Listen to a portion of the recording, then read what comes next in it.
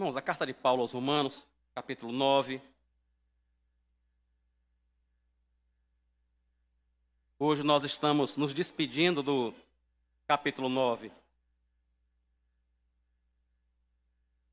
Paulo escrevendo aos Romanos, capítulo 9, a partir do versículo 19.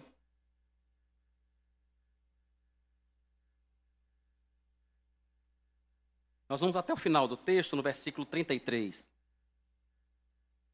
Diz o seguinte: mas você vai me dizer, por que Deus ainda se queixa? Pois quem pode resistir à sua vontade? Mas quem é você, caro amigo, para discutir com Deus? Será que o objeto pode perguntar a quem o fez, por que você me fez assim?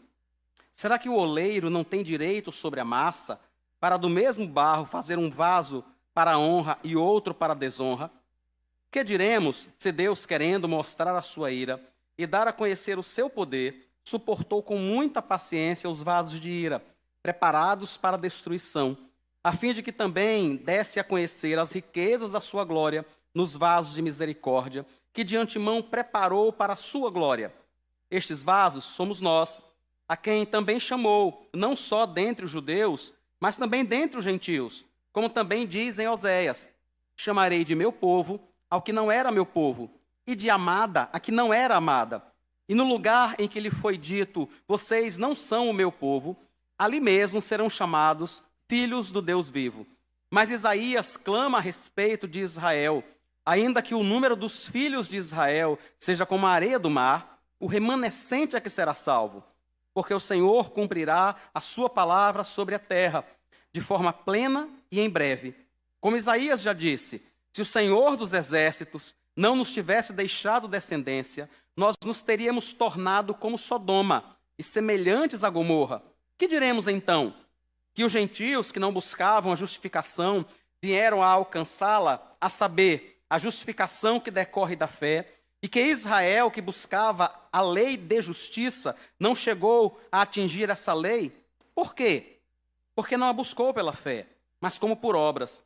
Tropeçaram na pedra de tropeço, como está escrito: eis que ponho em Sião uma pedra de tropeço e rocha de ofensa, e aquele que nele crê não será envergonhado. Amém. Vamos orar, irmãos. Senhor Deus, nós nos apresentamos diante do Senhor a te pedir que, no nome de Jesus, abra o nosso entendimento para compreendermos a tua palavra e o nosso coração. Abra o nosso coração para que nós possamos nos curvar diante do Senhor e saber que o Senhor é Deus. O Senhor é aquele que determina todas as coisas, que tudo tem em tuas mãos.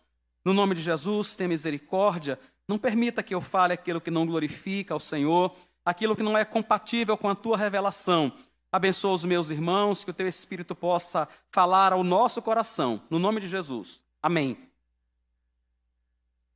Irmãos, Paulo está desde o sermão passado, levantando alguns questionamentos. No capítulo 9, ele começa a mostrar aos irmãos da igreja de Roma, irmãos tanto judeus como gentios. Gentio é todo aquele que nasceu fora do território de Israel, Quem não é um israelita é um gentio. A igreja de Roma era composta por judeus e por gentios. E desde o começo do capítulo 9, que Paulo está mostrando àqueles irmãos aquilo que já estava na Escritura.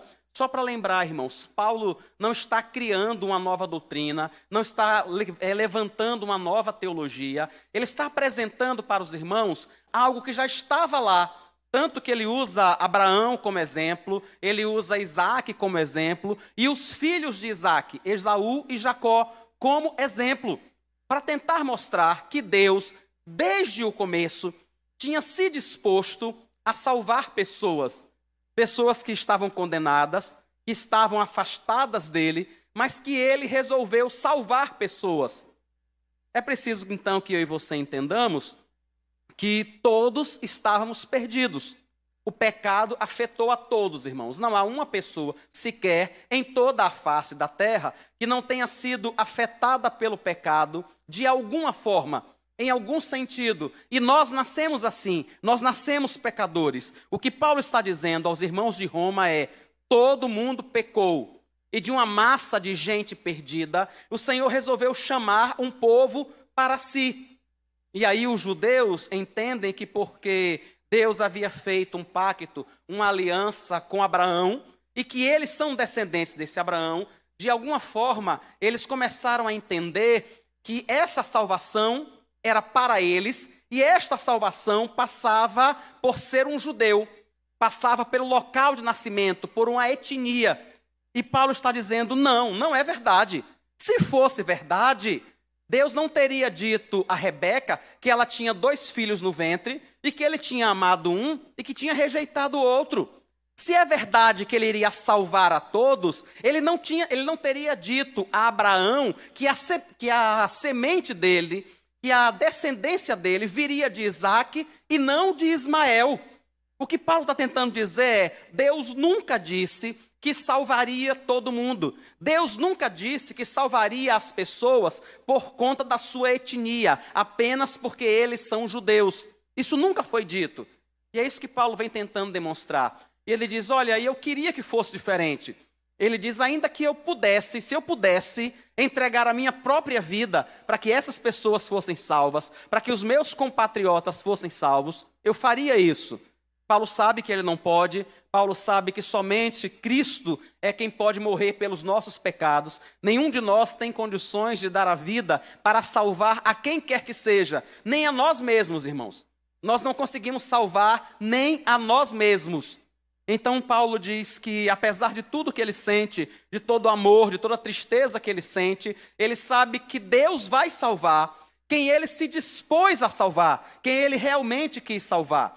Então ele começa a apresentar algumas questões que as pessoas da igreja vão levantar. Ele não está lá, ele está escrevendo uma carta para a igreja lá de Roma.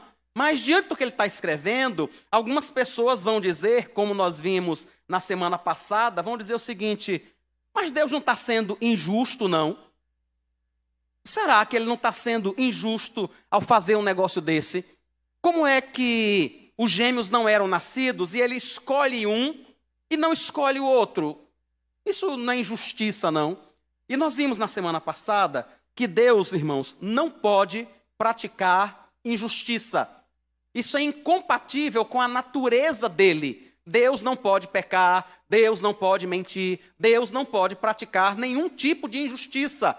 Isso é incompatível com o ser dele. Se ele cometesse algum tipo de injustiça, o que é impossível fazer, ele não seria Deus. Então, para Deus é simplesmente impossível ser injusto. É isso que Paulo está dizendo a eles. E ele está, na realidade, realizando algo que ele disse que ele iria fazer. Ele iria salvar pessoas. Ele não disse que iria salvar todas, mas ele disse que iria salvar pessoas. E agora, a partir do versículo 19, ele levanta um outro questionamento que as pessoas poderão fazer.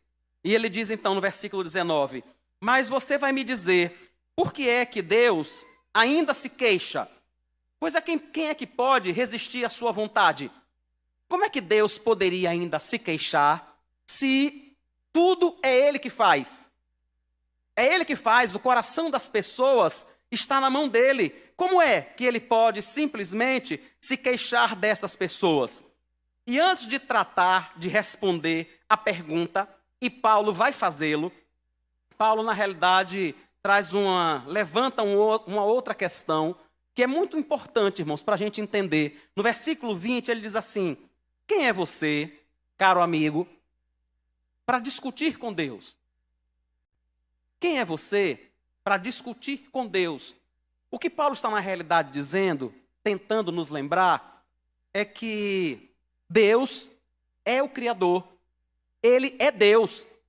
Eu e você somos criaturas. Nós não somos iguais a Deus, irmãos. Não somos. O modo como Deus pensa é diferente do modo como a gente pensa. E o modo como Ele pensa é que está certo. Aqueles que são mais antigos, né? Como eu, por exemplo, já devem ter ouvido a mãe dizer assim, menino, me respeite. Você acha que eu sou sua parceira, é? Já ouviram essa palavra, parceira? Quer dizer assim, você acha que eu sou igual a você, é? Eu sou sua mãe, eu sou seu pai, me respeite. Quem daquela época, né, eu acho que hoje em dia não diz mais isso não, né? Mas quem daquela época nunca ouviu algo assim do pai ou da mãe, quando estava tentando discutir com o pai ou com a mãe sobre alguma questão? E depois do pai argumentar, depois da mãe argumentar, e a gente, mesmo sem conseguir entender, a gente só fazia dizer, e por quê? E por quê? E por quê? Não, mas eu quero, e por quê? Não tem esse negócio. Até que uma hora o nosso pai, a nossa mãe diz assim, não, é assim mesmo, deixa estar. Acabou, não tem mais discussão. Nesse momento, nosso pai e nossa mãe estão dizendo, entendam, eu sou o pai. Eu sei o que é melhor para você. Eu estou tentando fazer o que é mais correto. Eu estou cuidando de você. Eu não estou contra você. Algumas vezes, nessas discussões, né? Quantas vezes nossos filhos já pensaram que nós estávamos contra eles? Eu lembro de Evelyn uma vez, bem pequena, olhando para mim e dizendo assim, pai, você é muito ruim. Eu não sei como tua mãe não te bate. Não sei como tua mãe não te bate. Entendem? E por não nos entenderem, quantas vezes os nossos filhos têm essa impressão de que de alguma forma nós estamos contra eles. Nós não estamos, irmãos. Não estamos. Nós queremos o melhor para os nossos filhos. Quantos de nós estão dispostos a tirar a comida da própria boca para dar ao seu filho? Quantos de nós pensaria na heresia até de comprar uma roupa para nós quando o nosso filho está tendo falta? Nenhum de nós faria isso. Agora pensem, se eu e você, que somos humanos, que somos maus, que somos pecadores, que somos egoístas, se nós não fazemos isso, você acha que Deus faria? Entende? Você acha que Deus faria isso? Você acha que Deus faria alguma coisa de forma egoísta, pensando apenas nele mesmo, de modo que isso viesse a nos prejudicar? Não, irmãos. É óbvio que não. É claro que não. E o que Paulo está dizendo aqui no versículo 20 é, você está pensando que Deus é seu parceiro, é? Você está pensando que você é igual a Deus? Você está pensando que você pode chegar para Ele e dizer assim, por que você está fazendo isso? Por que o senhor está fazendo um negócio desse? Eu sei, irmãos, que há coisas muito tristes que nos acontecem.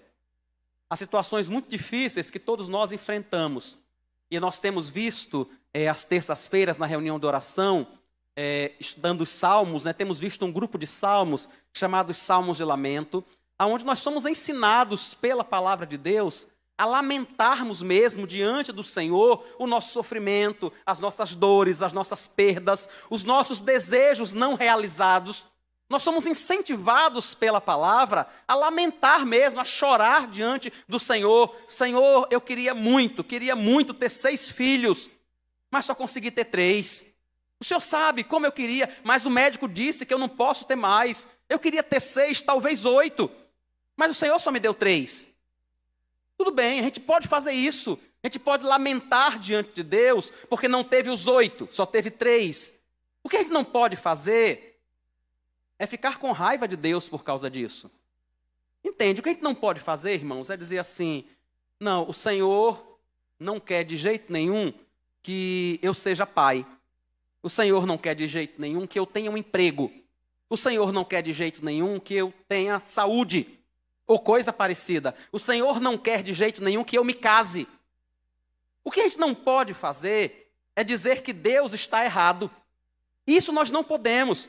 Por quê? Porque Ele não é nosso parceiro. Porque Ele não é igual a nós. Porque Ele é o Criador. Porque Ele é Deus. Eu e você não somos, irmãos. Nós somos criaturas. A nossa capacidade de pensar nos foi dada por Deus. A nossa capacidade, qualquer que seja, de fazer qualquer coisa, foi dada por Deus. E é apenas um reflexo muito parco, muito fraco, daquilo que o próprio Deus faz. Então nós não podemos, irmãos, chegar para Deus e discutir. É isso que Paulo está dizendo. Não dá para a gente chegar e começar a discutir. A gente pode lamentar. Isso é uma coisa. A gente pode chegar diante de Deus e dizer, Senhor, o Senhor sabe que eu queria ter um emprego melhor. O Senhor sabe. eu ganho apenas 40 mil reais e quase passo fome com isso. O senhor sabe, sendo um procurador, sendo uma pessoa do Ministério Público, eu tenho quase passado fome com 40 mil reais. É claro que isso é um salário de miséria. E eu gostaria de ter um salário melhor. Acho que vocês lembram, né, do moço que disse isso há algum tempo atrás, né? Você pode lamentar por só ganhar 40 mil reais. O que não dá é para se revoltar com Deus por causa disso. Isso não dá para fazer. É isso que Paulo está dizendo, irmãos. Nós não podemos ter a petulância de nos levantarmos diante do Senhor, batermos o pé para dizer, o Senhor não pode fazer isso. Você não pode. Você não pode escolher quem o Senhor vai salvar. Isso é injusto. Isso é errado. A gente não pode fazer isso, irmãos. Você pode dizer que você não se conforma. Você pode dizer que você não gosta. Você pode dizer que você não entende. Você só não pode acusar Deus de estar errado. Só não dá para você emparedar o Senhor, botar o dedo nele e dizer assim, por que você está fazendo isso? Como é que o Senhor pensa em salvar umas pessoas e não salvar outras? Isso nós não podemos fazer. E aí Paulo continua esclarecendo o argumento dele no versículo 20. Será que o objeto pode perguntar a quem o fez? Por que você me fez assim? Por que você me fez dessa forma? Será que o oleiro não tem o direito sobre a massa para do mesmo barro fazer um vaso para a honra e outro vaso para a desonra? Será que ele não tem direito? Será que ele não pode fazer isso? Será, irmãos, que nós é que temos o direito de dizer a Deus o que Ele deve fazer? E eu volto a dizer, algumas coisas que Deus faz nos entristecem, nos afligem, porque nós não o entendemos, porque Ele é Deus e nós não. Exatamente como acontecia com os nossos pais nos criando. Quantas e quantas vezes os nossos pais tomaram atitudes que pareciam que era apenas para nos maltratar. Quando nosso pai chega para a gente com 13 anos e a gente, apaixonado pelo rapazinho da escola, pela menina da escola, e resolve que vai querer namorar essa pessoa, e aí o nosso pai diz, olha, agora não dá, você nem tirou a fralda direito, não dá para você fazer isso, não dá para namorar, você vai casar? Não, claro que eu não vou casar, então para que você vai namorar? Entenda, e quantas vezes, irmãos, os nossos pais tomaram atitudes assim e a gente reclamou, e a gente protestou. O que a gente não podia fazer era inverter. Ele é o nosso pai. O que Paulo está dizendo aqui aos romanos é, nós não podemos discutir com Deus. Em especial, quando nessa discussão, o nosso objetivo é tomar a escolha soberana da mão dele e colocar na nossa. Entende? A gente está dizendo assim, Deus, você não pode escolher, o Senhor não pode escolher salvar algumas pessoas. O Senhor tem que seguir a minha orientação. Eu é que estou certo, eu é que sou justo. O Senhor deveria salvar todo mundo. O Senhor não tem o direito de salvar quem o Senhor quer. Irmãos, dá para imaginar o tamanho da petulância? Dá para imaginar? Nós estamos dizendo a Deus que Ele não é justo, e que Ele deve seguir aquilo que nós estamos dizendo, porque nós é que somos justos. Nós é que definimos o modo como Ele deve agir. Paulo diz, não dá. Isso não dá para fazer. Isaías capítulo 45, versículo 9, é de onde Paulo tira essa ideia, né? Isaías 45, 9. Mais uma vez, vejam, irmãos, que Paulo está voltando à Escritura para mostrar aos irmãos da igreja de Roma que tudo que ele está ensinando já estava lá. Os irmãos da igreja de Roma, eles já tinham o Antigo Testamento todo na mão. E Paulo está mostrando que já estava lá. Isaías capítulo 45, versículo 9. Ai daquele que discute com o seu Criador, sendo um simples caco, entre outros cacos de barro. Será que o barro pergunta ao oleiro, o que é que você está fazendo? Ou diz, este vaso não tem alça. Ai daquele que diz ao seu pai, por que você me gerou? E à sua mãe, por que você me deu à luz? Assim diz o Senhor, o Santo de Israel, que formou o seu povo. Por acaso vocês querem saber as coisas futuras? querem dar ordem a respeito de meus filhos e a respeito das obras das minhas mãos. Eu fiz a terra e criei nela o ser humano. As minhas mãos estenderam os céus e todos os seus exércitos, e a todos os seus exércitos dei as minhas ordens. Eu, na minha justiça, suscitei Ciro e endireitei todos os seus caminhos. O povo de Israel está reclamando com Deus porque ele estava usando um homem ímpio para cumprir os seus propósitos. E aí Deus responde isso que nós vimos, Isaías 45, do versículo 9 até o versículo 12. Deus diz: você quer discutir comigo? Você quer me dizer, eu criei os céus, fui eu que criei. Diz aí ele no versículo 11, né? Eu criei o céu, você quer saber as coisas, fui eu que fiz. O versículo 12, irmãos. Eu fiz a terra e criei nela o ser humano. As minhas mãos estenderam os céus e a todos os seus exércitos dei as minhas ordens. O que Deus está dizendo é: fui eu que ordenei ao cometa Halley que passe perto da Terra a cada 75 anos. Fui eu que criei os anéis.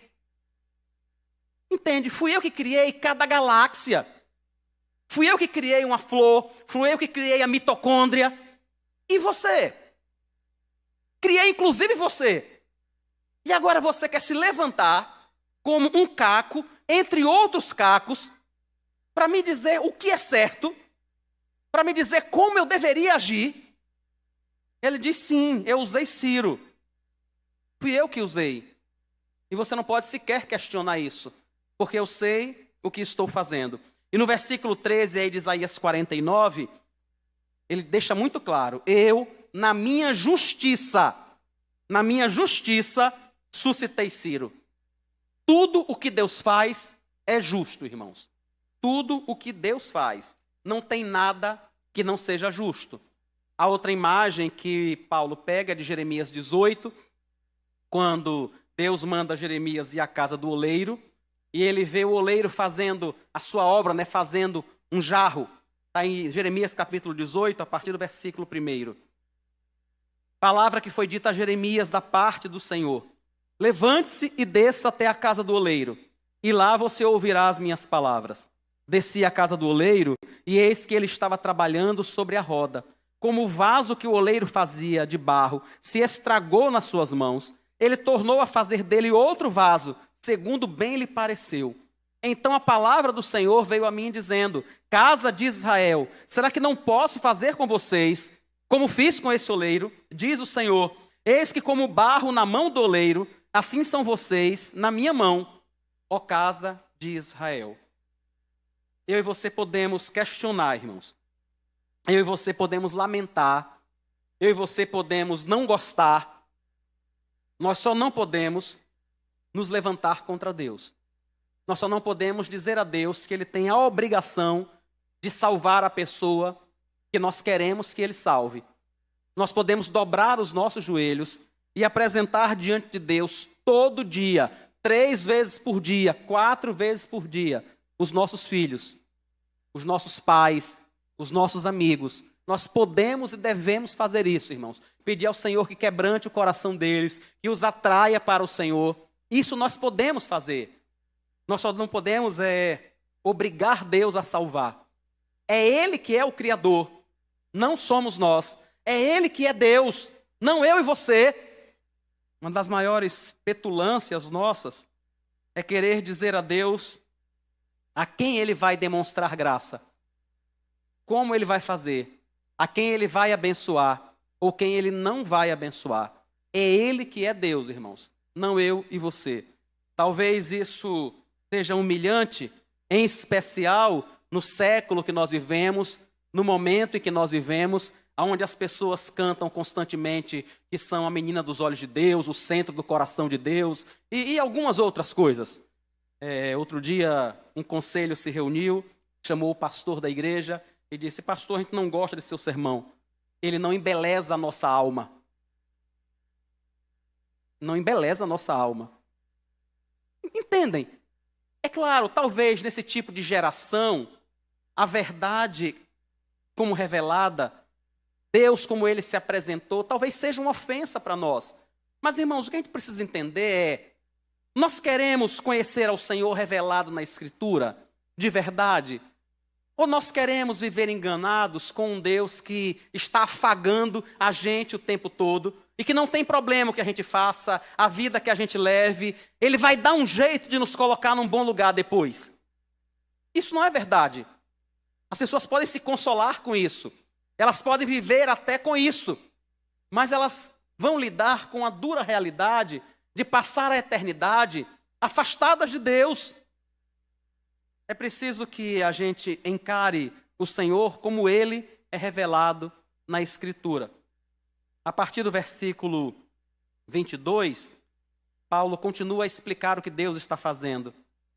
Que diremos se Deus, querendo mostrar a sua ira e dar a conhecer o seu poder, suportou com muita paciência os vasos de ira preparados para a destruição, a fim de que também desse a conhecer as riquezas da sua glória nos vasos de misericórdia, que ele de antemão preparou para a glória. O que Paulo está dizendo é que havia um grupo de perdidos. A massa que o oleiro está trabalhando é uma massa só. É o que Paulo fala, que ele disse lá em Jeremias 18, né? O oleiro tem uma massa, e ele pega parte dessa massa e faz um vaso para a honra, ou seja, ele salva, e ele pega parte desta massa e ele não salva. E aí nós temos um vaso para a desonra. É isso que ele está dizendo em Jeremias e que Paulo está esclarecendo aqui. E Paulo diz que Deus pegou uma massa única de gente perdida, de gente que pecou, de gente egoísta, de gente que pensa antes de qualquer coisa em si mesmo. Aquilo que Satanás, irmãos, diz a Deus quando argumenta sobre Jó, né? Ele tinha tirado tudo que Jó tinha, tudo. Mas Jó não blasfema, Jó não peca. E aí Satanás chega diante de Deus e diz assim, também, né? Pele por pele, que tudo homem dará por sua vida. O que Satanás está dizendo a Deus é, olha, ele pode ficar sem nada, mas ele tem muito amor por ele mesmo. Pelo próprio couro dele, como diria Chicó, no Alto da Compadecida, né? Ele diz, ele ama o corinho dele. Então, ele pode, não tem problema, ele pode ficar sem nada, mas ele quer estar com saúde. E é assim que nós somos. Nós pensamos em nós mesmos, é natural que sejamos assim. Até que nós sejamos completamente transformados, é assim que nós somos, irmãos. Acho que um ditado que nos define muito bem, é que se a farinha está pouca, o meu pirão vem primeiro. A farinha está pouca, então peraí, primeiro o meu pirão, depois eu reparto com você. Deus pegou pessoas assim, como eu e você, e dessas pessoas ele resolveu transformar alguns vasos para a sua honra. Diz o texto que ele suporta com paciência aqueles que vivem pecando. Deus suporta, irmãos, pessoas que vivem pecando, pessoas que vivem comprando voto e vendendo voto, pessoas que vivem desagradando a Deus de todas as formas possíveis. E Deus suporta com paciência pessoas que escondem dinheiro, que fazem tramóia, que se corrompem. Deus suporta com paciência, até o momento em que essas pessoas irão pagar por tudo que fez. O texto diz que Deus vai mostrar a sua ira, é o que diz o versículo 22. Que diremos se Deus, querendo mostrar a sua ira e dar a conhecer o seu poder, suportou com muita paciência esses vasos de ira? Ele suporta essas pessoas, porque tem um propósito. A ira dele será demonstrada sobre todo ímpio, sobre todo pecador, sobre toda pessoa que se distancia do Senhor, sobre todo aquele que se afasta de Deus para seguir o seu próprio caminho. A ira de Deus será demonstrada sobre a vida dessa pessoa. O versículo 23 diz que ele vai dar a conhecer as riquezas da sua glória nos vasos de misericórdia. Pessoas que ele salvou por misericórdia. Aqueles que ele salvou, irmão, não é porque eles merecem, não é porque eles são melhores, não é porque eles têm um coração bom, não é por nada disso, mas é porque ele queria, segundo a sua vontade, demonstrar as riquezas da sua glória a essas pessoas. Só isso, irmãos. Só isso. Nós não estamos aqui reunidos nesta noite, nós não cantamos ao Senhor, nós não oramos ao Senhor, porque nós somos melhores do que qualquer pessoa que não está aqui. Não é por isso. É porque o Senhor mudou o nosso coração.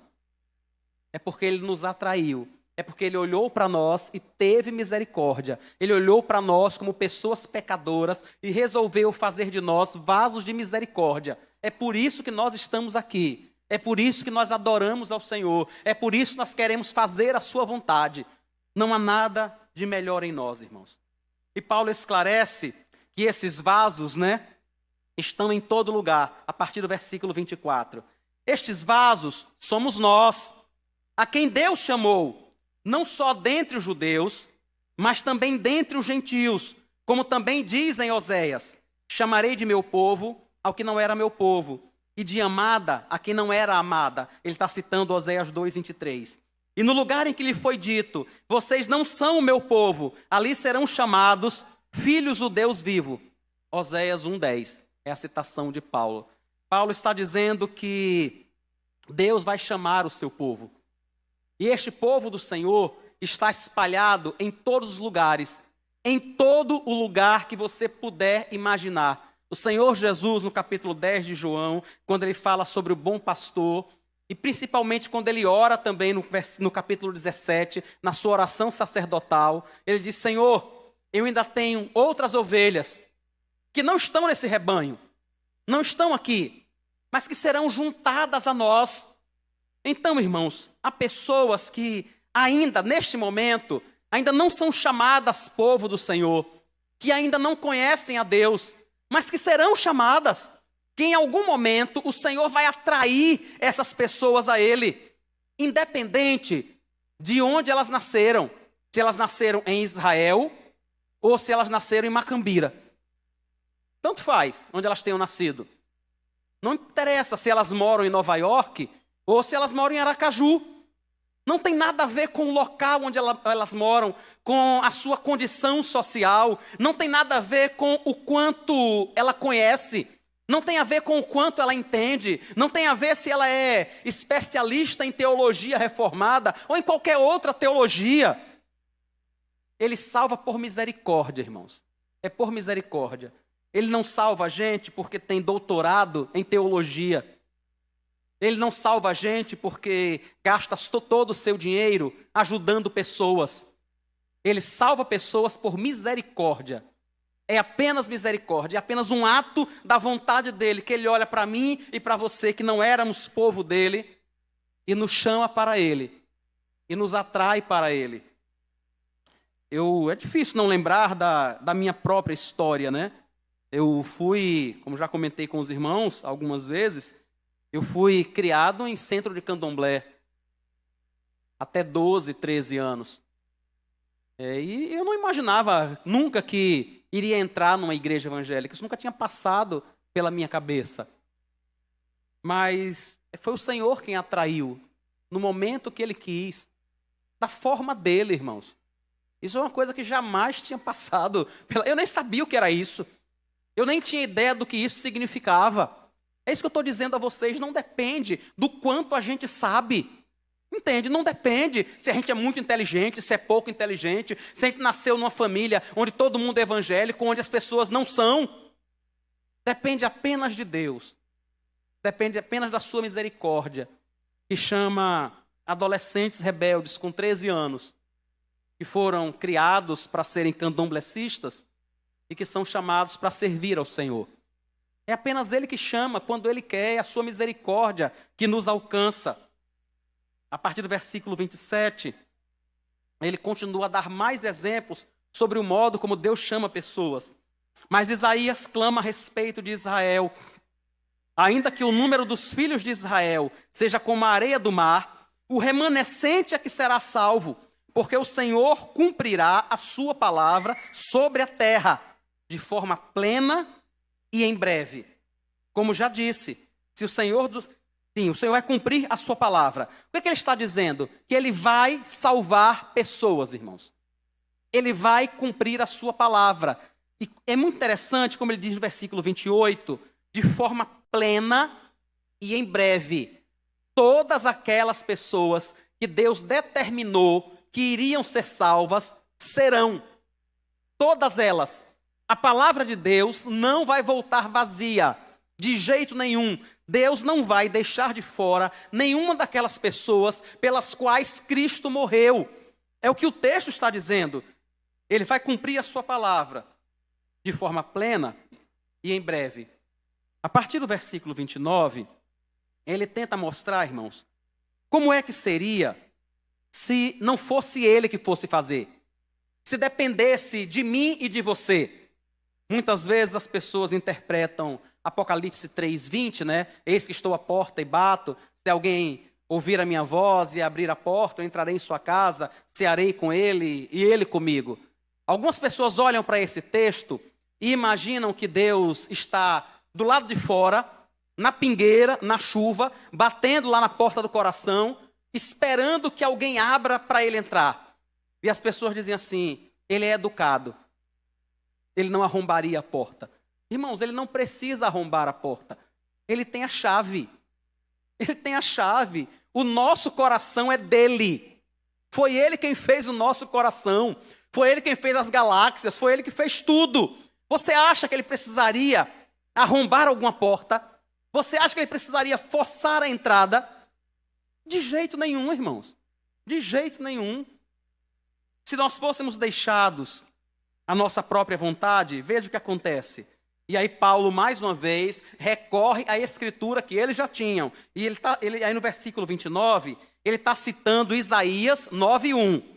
Se o Senhor dos exércitos não nos tivesse deixado descendência, nós nos teríamos tornado como Sodoma e semelhantes a Gomorra.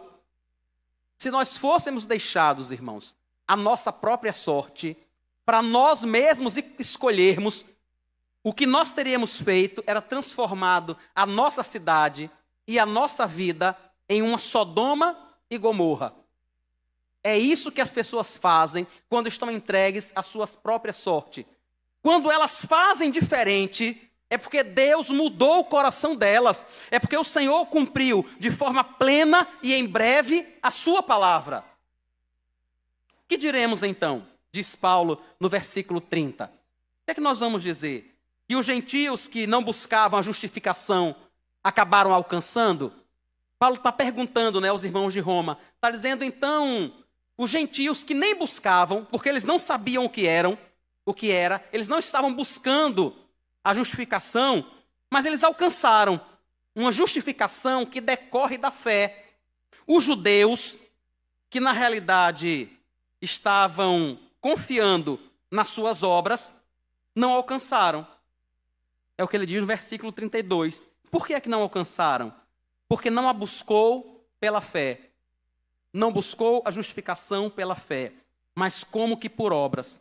Tropeçaram na pedra de tropeço, como está escrito: eis que ponho em Sião uma pedra de tropeço e rocha de ofensa, e aquele que nele crê não será envergonhado.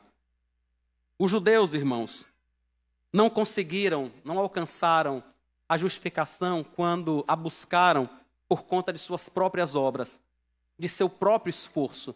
E Paulo diz, aqueles que não tinham nada daquilo, que não tinham os patriarcas, que não tiveram a revelação, aqueles que não tiveram nada, mas eles alcançaram isso porque alcançaram pela fé.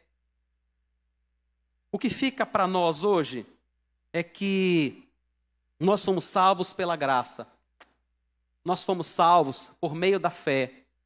Não fomos salvos, irmãos, por nada que nós fizemos. E não podemos fazer nada para nos mantermos salvos. Entendem? Nem fizemos nada para sermos salvos e nem podemos fazer nada para nos manter salvos. Foi ele que começou a boa obra, Filipenses 1:6. Foi ele que começou a boa obra. É ele que haverá de concluí-la até o dia de Cristo Jesus. Se eu e você ainda permanecemos hoje, irmãos, não é por obras, não é pelo que a gente tem feito, não é, é por causa da sua graça. é por causa da sua misericórdia.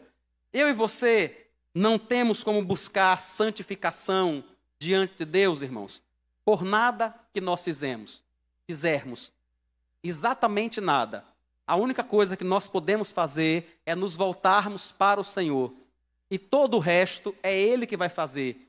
É Ele que nos atrai a Ele, é Ele que muda o nosso coração, e é Ele que nos sustenta até o dia final. Quem faz isso é Ele. Não é por nós mesmos. Não é pela nossa própria força, pela nossa própria disposição. Paulo diz aos irmãos lá de Roma, se fôssemos deixados à nossa própria disposição, o que nós teríamos feito é transformar a nossa vida em uma Sodoma, em uma Gomorra. É isso que nós teríamos feito e não nenhuma outra coisa. Paulo não está, irmãos, querendo nos humilhar. Paulo não está querendo dizer que nós não temos nenhum valor. O que ele está querendo dizer é que sim, nós somos preciosos, mas somos preciosos porque Deus nos escolheu. Não porque há nada de bom em nós mesmos. Não há. Somos sim, nós temos valor, porque Deus deu esse valor, porque Ele colocou o seu Espírito Santo em nós. Sim, nós temos tanto valor que o seu próprio Filho morreu na cruz por nós, o que prova também o quanto nós somos pecadores. O seu Filho precisou morrer na cruz por nós, pelos nossos pecados. Isso mostra o quanto nós somos pecadores, isso mostra o valor que Ele nos deu. Ele nos deu valor ao morrer por nós. Não é por nossa própria conta. Então sim, é verdade. Você está em Cristo. E se Deus quiser, você vai permanecer. Mas lembre de agradecer ao Senhor. Acho que duas coisas que são muito relevantes nesse texto. Primeiro é lembrar que eu e você não precisamos ter medo de não chegar no céu, irmãos. Não precisamos ter esse tipo de medo de não chegar no céu. Porque quem vai nos levar para o céu é o Senhor, não somos nós. O compromisso é dele o compromisso. Qual é a nossa responsabilidade? Vivermos em santidade. A nossa responsabilidade é orarmos, é buscar ao Senhor, é nos esforçarmos por viver para a sua glória. Essa é a nossa responsabilidade. Mas não é nem isso que vai levar a gente para o céu. Quem vai levar a gente para o céu é o Senhor Jesus. É um ato de sua graça, é um ato de sua soberania. Entendem? É Ele quem leva pessoas para o céu. Então nós não precisamos ter medo de não irmos para o céu. Outra coisa é que nós podemos, irmãos, pregar o Evangelho com autoridade, sem nenhum tipo de receio. Porque aquelas pessoas a quem Deus constituiu como vasos de misericórdia, essas pessoas virão. O Espírito Santo vai falar ao coração dessas pessoas. Não tem jeito. Elas podem ter um coração duro agora, elas podem rejeitar completamente o Evangelho, mas o Senhor vai atraí-las para Ele. Então nós podemos pregar, irmãos. Então não precisa desanimar, não precisa se entristecer, a gente pode apenas pregar. E o Espírito Santo vai completar a sua obra. A salvação não é uma obra nem minha e nem sua. É uma obra dele. A gente só vai pregar o Evangelho e Ele mesmo vai completar a sua obra na vida de quem quer que seja. Na vida daqueles vasos que Ele determinou que seriam vasos de misericórdia. Uma última coisa, é só para lembrar que eu e você somos criaturas, irmãos. Nós não somos criadores. Só há um Criador. E esse Criador é Deus. Esse Criador tem todo o poder e é o nosso Pai do céu. Em Mateus, no capítulo 6, quando o Senhor Jesus fala sobre ansiedade, né? Ele diz assim, olha, não fiquem ansiosos pelo que vocês vão comer, pelo que vocês vão beber. E ele diz, olha, as aves do céu, Deus cuida delas, Deus dá o que comer a essas aves. E ele diz, será que o Pai de vocês não faria muito mais? Muito mais? Ele é o Criador e é o nosso Pai. Então ele não é apenas alguém que é poderoso. Ele é alguém que é poderoso e que resolveu, por misericórdia e graça, se colocar do nosso lado. Entendem, irmãos? Ele é poderoso, todo poderoso, e Ele resolveu por sua misericórdia, Ele resolveu por sua bondade se colocar ao nosso lado. Por isso Paulo diz no capítulo 8 de Romanos, se Deus é por nós, quem é que vai ser contra nós? Não tem quem seja. Ele se colocou ao nosso lado. Ele é o Criador. E nós podemos descansar nele, irmãos. Podemos descansar no nosso Pai Celeste, que cuida de todas as coisas. Amém. Que o Senhor te abençoe e te sustente. Vamos orar ao Senhor, irmãos.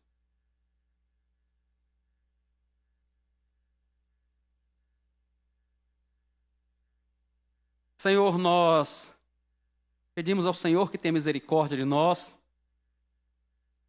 Deus sabe a dificuldade que nós temos em lidar com textos como esse. Este mundo que jaz no maligno tem nos ensinado que nós somos o centro de tudo. Que somos nós que decidimos como a nossa vida tem que ser e a vida de outras pessoas.